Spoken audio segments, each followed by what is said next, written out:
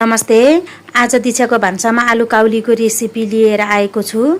मन परे like comment subscribe गरिदिनु होला। पहिला काउलीलाई राम्ररी केलाएर धोई पखाली गरी राख्ने र यसै गरी आलुलाई पनि धोई पखाली गरी राख्ने र कराईमा तेल हालिसकेपछि तेल पाकेपछि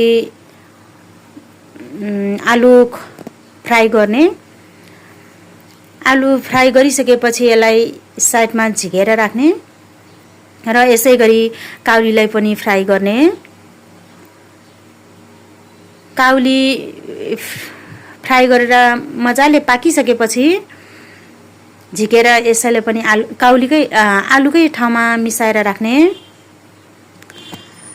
र अलिकति तेल तताएर मेथी जिरा खुराउने र प्याज पनि हालिदिने यसैमा र प्याज पाकिसकेपछि टमाटर पनि खनाइदिने र एकछिन चलाएर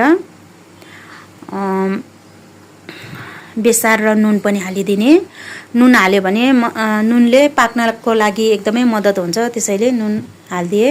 र अदुवा लसुनको पेस्ट चाहिँ मैले जहिले यसरी पिसेर खाने गरेको छु सिलौटामा, त्यसैले यो पनि यहाँ मिसाइदिए र पाक्ने गरी एकछिन छोपिदिए र लेतो भइसकेपछि आलु काउली खनाइदिए, फ्राई गरेको आलु काउली। र हाम्रो आजको रेसिपी तयारी भयो। साथीहरू, तपाईहरुलाई मन परेदेखि लाइक कमेन्ट सब्स्क्राइब गर्न नभुल्नु होला है।